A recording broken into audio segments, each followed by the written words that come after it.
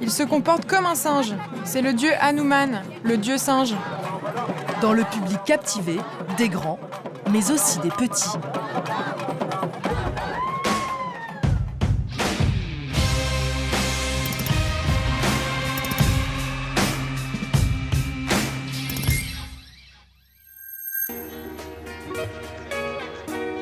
Kuala Lumpur, en Malaisie. Voici le quartier de Little India où l'on prépare la fête de Thaipusam, le plus grand pèlerinage religieux hindou du pays qui aura lieu dans 3 jours. Un pèlerinage qui ne manque pas de piquant.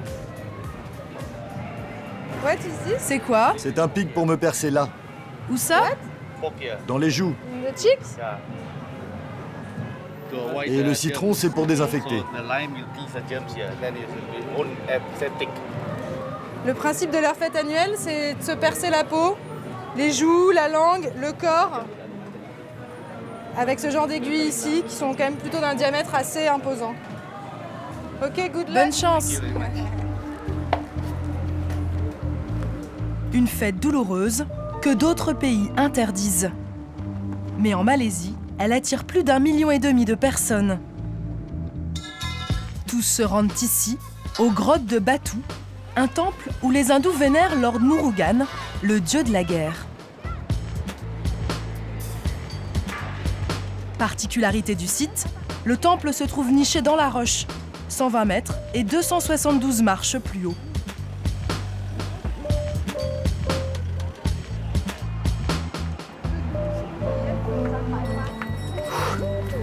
« 272. Là-haut, des prêtres sont là pour réceptionner les dons des pèlerins qui viennent avant la célébration. Du lait pour le dieu de la guerre, de l'eau pour ses petits colocataires. C'est le bar des singes.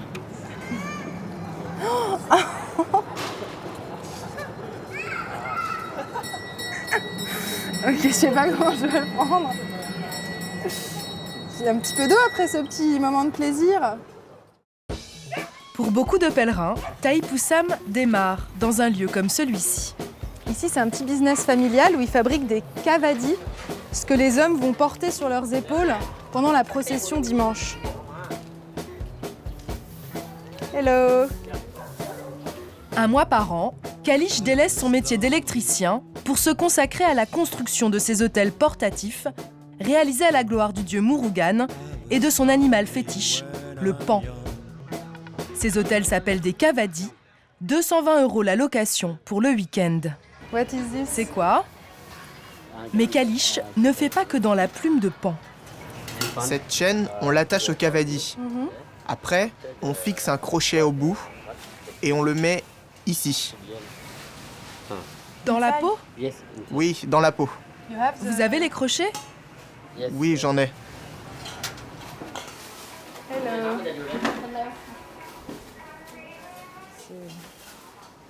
Wow. Ah, mais c'est des hameçons. Normalement, c'est pour pêcher. Oui, pour pêcher. On les accroche devant, mais aussi derrière. Enfin, c'est des vrais instruments de torture, quoi. Ok. Je laisse Kalish terminer ses kavadis avec une pensée émue pour tous les pans malaisiens, sûrement cul nus à l'heure qu'il est.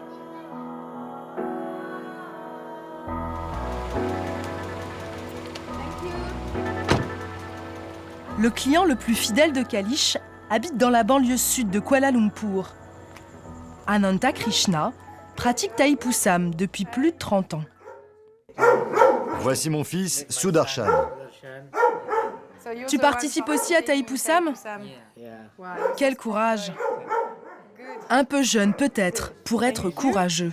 Sudarshan n'a que 19 ans et veut faire tout comme son père. Waouh. C'est vous là? Et demain, combien de crochets? 30 en tout, dont 1 sur la langue et 3 sur le front. Et toi? 10 hameçons, 1 sur la langue et 9 sur mon corps. Comment tu te sens du coup? Un peu stressé, Pourquoi stresser? parce que c'est la première fois que je me perce le corps. Je lui ai conseillé d'y aller étape par étape. Je voulais qu'il prenne le petit modèle de cavadi, mais il m'a dit non, je veux le grand. Je lui ai dit ne te fais pas percer, mais il a insisté. Cela fait 30 jours que je jeûne et que je prie Dieu de me donner la force de porter mon cavadi. C'est la détox de Thaïpusam. Un mois avant la procession, pas d'alcool, peu de nourriture, pas de sexe. Et le plus dur reste à venir. Les fidèles commencent à se réunir aux abords du temple. Dans le public, je rencontre Radha Krishna et sa femme Rani. Ce couple dirige la deuxième plus grande association hindouiste du pays. Eux condamnent ces mutilations volontaires.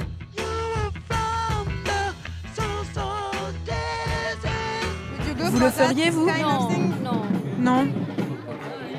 J'ai le sentiment que ça ne sert à rien de se torturer pour faire plaisir à Dieu. C'est ce que je pense.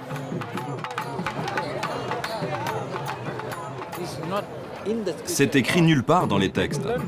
S'ils apprennent vraiment à connaître la religion, les rituels, cela élèvera leur foi et ils arrêteront d'eux-mêmes de faire ça. En fait, ce qu'il leur reproche, c'est de ne pas être assez croyants. C'est quand même dingue, hein.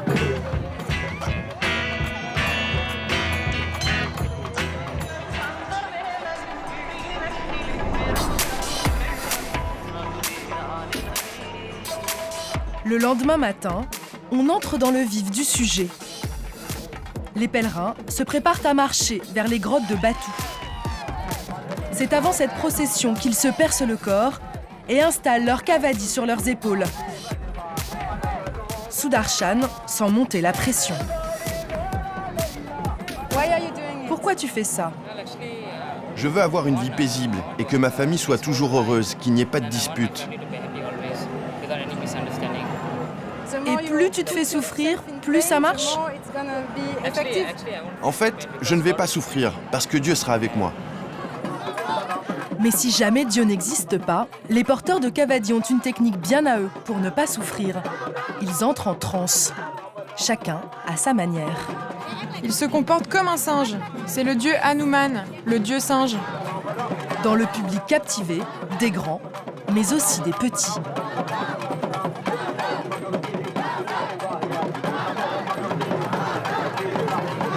Vous pensez que c'est un bon endroit pour un enfant ? Oui. Vous n'avez pas peur qu'il soit traumatisé, qu'il fasse des cauchemars ? Non, il apprend à prier. Ah, c'est ça, apprendre à prier. Juste à côté, Sudarshan entre en transe sous l'œil de son père. C'est le signal qu'il peut commencer à se faire percer. Qu'est-ce que vous avez dans cette boîte ? Elles sont spéciales ? Elles sont en or. Nulle part, je ne vois d'antiseptiques. Pas de gants stériles non plus. En Inde, les piercings sont interdits lors de Thaïpusam. Trop de risques d'infection. Ici, en Malaisie, tout est permis.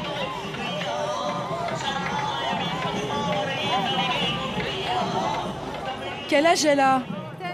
10 ans ? C'est quoi l'âge minimum pour se faire percer comme ça ? Elle a commencé à 4 ans. C'est sérieux, là, ils arrivent près des marches. C'est la dernière partie de la procession. La montée des escaliers, après plus d'1 heure d'effort et avec 20 kilos sur le dos, oblige les porteurs à faire des pauses.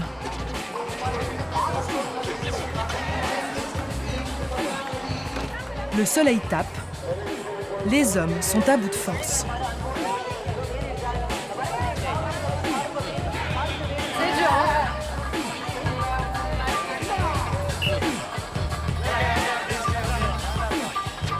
Ça passe. Enfin, les grottes de Batou. Sudarshan perd connaissance. Son père le suit, inconscient. On dit que c'est quand la transe s'arrête que la douleur arrive. Sur les visages, on lit la fatigue, mais aussi la sidération d'être arrivé au bout.